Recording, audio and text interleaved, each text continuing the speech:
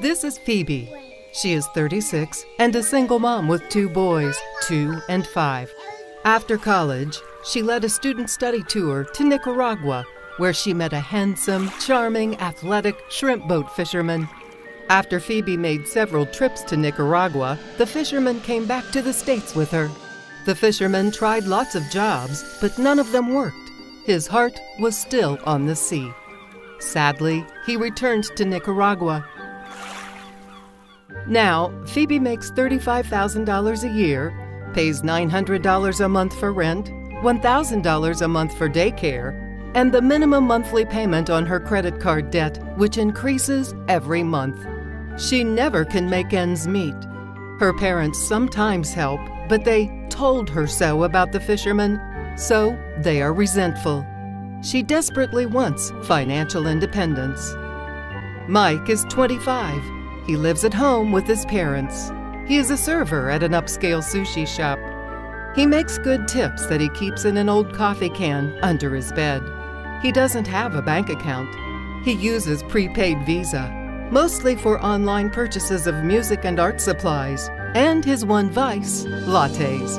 Mike is really an artist. He was accepted at a prestigious art school, but he can't afford to go, and his parents can't help him.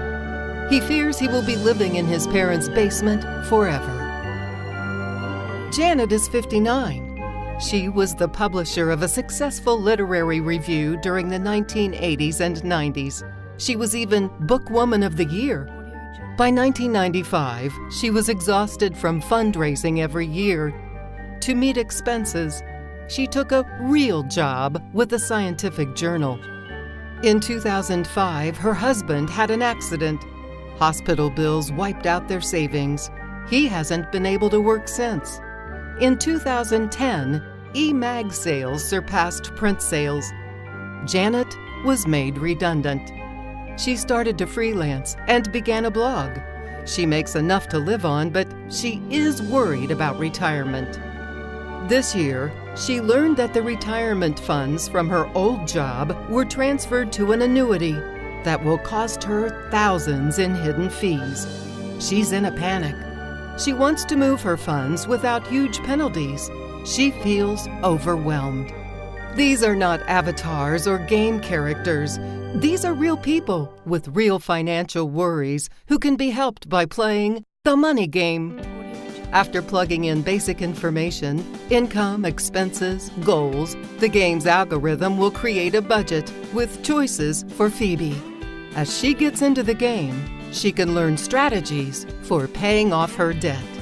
As she makes a wish list, she can search for and connect with local, regional, and online businesses that will offer savings to TMG players through coupons or sales.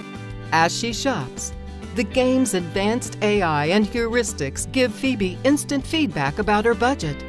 The money game will give her real-time alternatives to guide her decision-making. Mike learns basic saving habits, the value of having a savings account, adding something to it every week. As he logs in his expenses, TMG will show him where to find money to save, some with delayed gratification. TMG will show how much he can save by buying fewer lattes per week or downloading fewer tunes. Because TMG's huge pool of players attracts retailers, it will offer Mike coupons for lattes, deals for art supplies, and as it learns his habits, other surprises and rewards. As his skills increase, he'll earn coins to help him advance levels. Because of his goal to go to graduate school, TMG will offer to connect Mike with an advisor who knows about millions of dollars in unused college grants and funds. He thinks he might be able to leave the basement. Janet can hook up with advisors who will help her with her investment problems and help shave her monthly expenses. As her level increases, she uses earned coins to unlock block purchases. All of these players are so happy with TMG, they told all their friends, which added coins to all their in-game accounts and added players. Social gamers invite friends to play.